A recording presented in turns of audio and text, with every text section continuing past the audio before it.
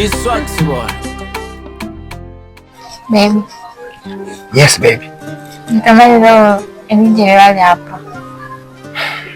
Yeah, it's possible kulala hapa. But sijui ni nini utamwambia rafiki yako.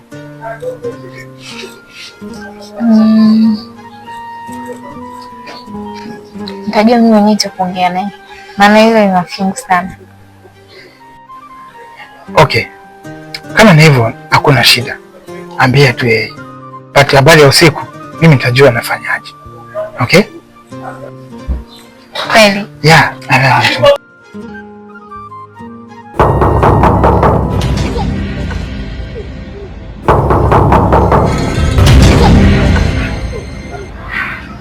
Oh, baby.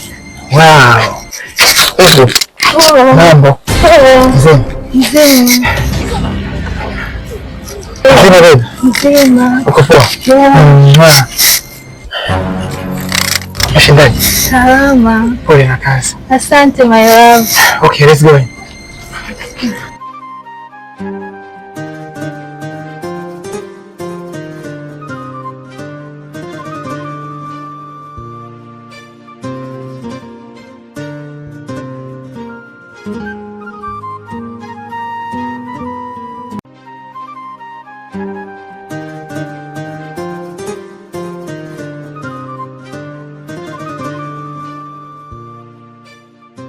Baba shwani. Mwana. Baba sisi tumekuja. Kuna mdogo wangu hapa. Tumekuja baba. Mimi jana nimeota. Nimeota mama. Kanijia kaniambia nyumba ituuze. Uji wetu hapa. Baba nyumba iuze. Kila mtu atoe cha kwake. Binti zangu nimewaeleweni. Mimi kama baba na kuna wadogo zenu huko kijiji. Sawa wanangu? Na wale wanapambana maisha vile vile. Je, wakifeli kule hapa wakija hapa watakaa wapi? Lazima waje, wakifika hapa watakaa hapa na wataishi hapa. Kwa hiyo wanangu, mimi nyumba siuzi. Baba, yani hapa mimi kifupi hatuwezi kukuelewa. Kikubwa hapa nyumba iuzwe. Maana wale watoto wanaosema vijijini pia wana wazazi wao. Kumbuka hizi mali umetuma na mama yetu sisi. Kwa mimi sitaki mjada. Tumekuja hapa nyumba iuzwe. Unasemaje? Ndo maana yake. Yaani hapo utaki usitaki nyumba itauzwa. Ukiuzwa je watakia wapi mwanangu? Mama ananisumbua kwenye ndoto. Si nyumba haiuzwi. Nyumba haiuzwi. Nyumba iuzwe? Siwezi. Yaani mimi nitaiuza mimi. Wewe utaki mimi nitaiuza. Document kwanza mwanangu. Nasema hivi, hii nyumba itauzwa. Nimepicha hizo document. Angalia. Utauzika nayo popo. Nyumba document upati. Hawa watoto wanajua nyumba nimepana vipi. Hii nyumba mimi siuzi. Siuzi kabisa.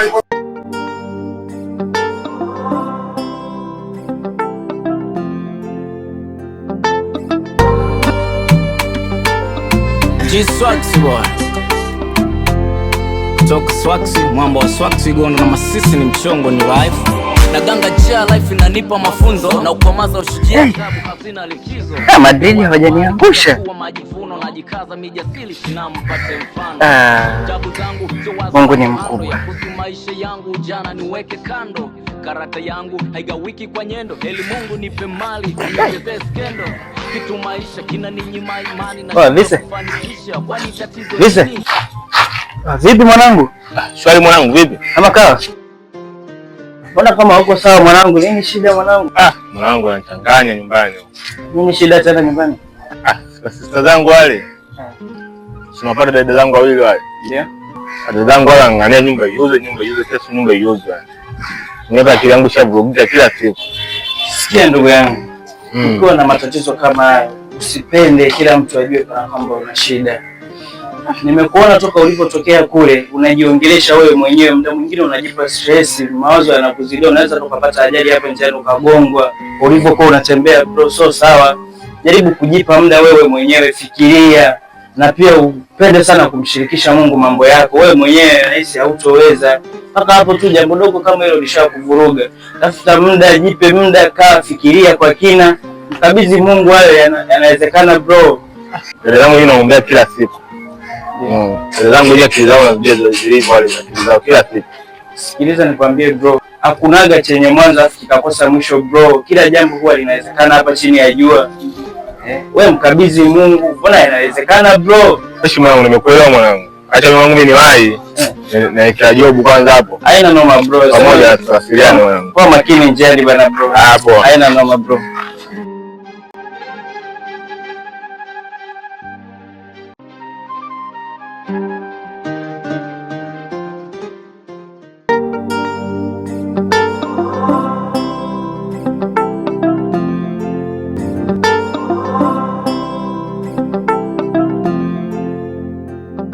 Ndugu yangu vipi?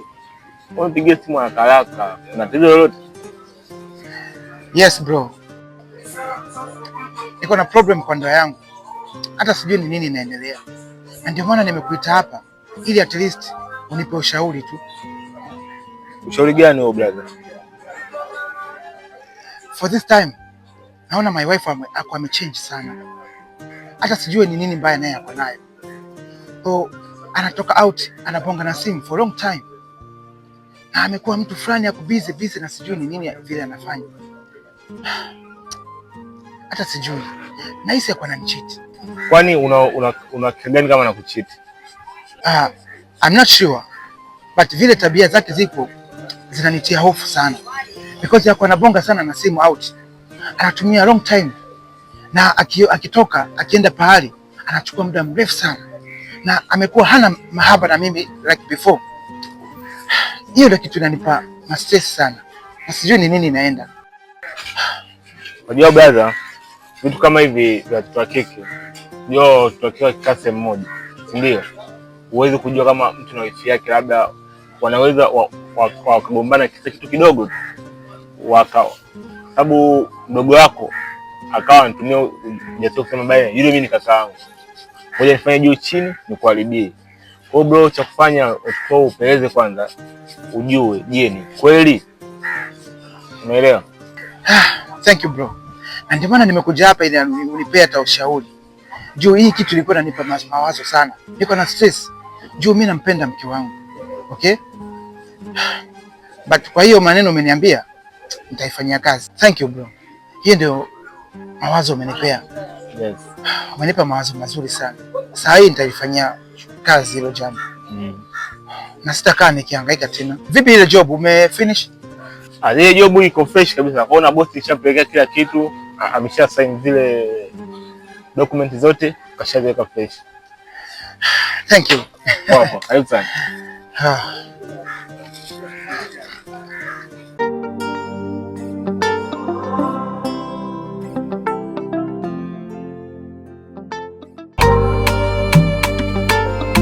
Jiswax boy.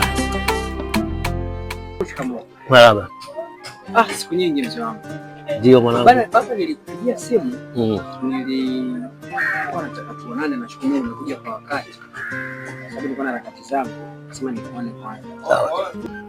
Nilisikia tetesi kwenye familia yetu kwamba kina sister alikuja nyumbani kuja kukusumbua sijui kuhusu nyumba. Na kweli ndani yake Wale walikuja, katika kuja kwao yule dadako mkubwa anadai kwamba kaota ndoto. Mama yake amemwambia kwenye ndoto auze nyumba. Hapo ndoto kuna ndoto za ukweli na kuna ndoto zile sio za ukweli. Kwa hiyo mimi nikaambiaje, itakuwa ngumu kwa sababu hata nikiuza mkigawana kila mtu nimpe fungu lake, si ndio?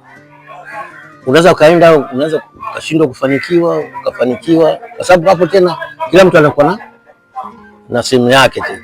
Unaona? Mimi nimkatalia, lakini alikuja juu. Kuja juu anadai atauzwa kwa vyovyote. Kwa hiyo umekuja mwanangu wa kiume, mimi naona ni vizuri umekuja. Sawa, mimi nimeona kwamba dokumenti ni kuachia wewe kwa sababu wale wanaanza kuja kasumbua. Baadaye wataniforce na mimi mtu mzima sasa hivi. Na vijana wengine bado wako kijijini, wakija mjini. Mjini maisha magumu, nyumba za kupanga.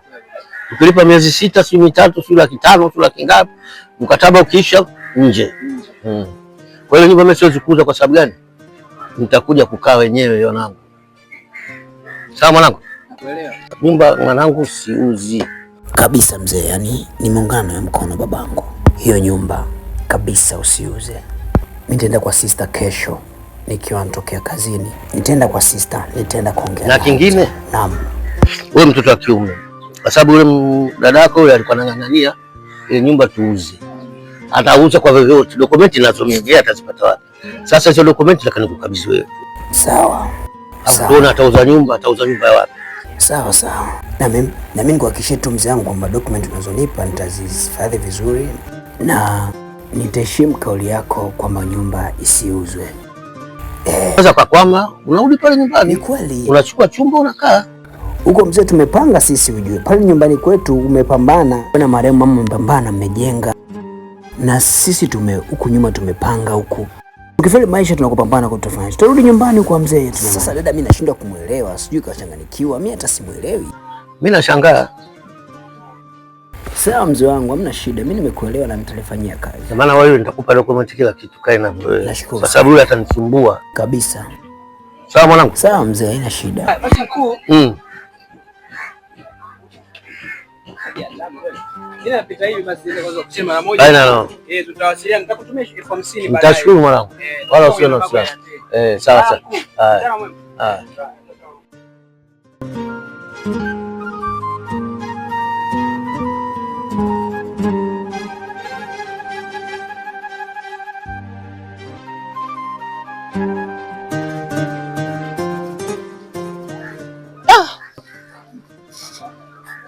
Madrid na Aston Villa.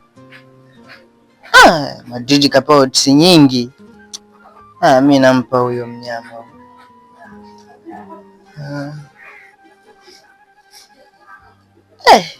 Yanga na Simba. Odds 8. Mimi nampa Mwananchi. Sasa hapa uhakika. Naibetia hii 300,000 yote ya bosi hapa, na uhakika wa kupata 2,200,000 na 500,000. Hapa natoa 300,000 yake, nabakiwa na 2,200,000 na 200,000. Naenda kufungua biashara yangu na mimi. Achana na kazi za kuajiriwa. Hapa uhakika lazima nishinde. Sasa hapa hii hela ya bosi yote hii naitia humu. Hapa nikitia hii hela ya bosi yote humu, unajua uhakika hapa 2,250,000. 300,000 yake naitoa,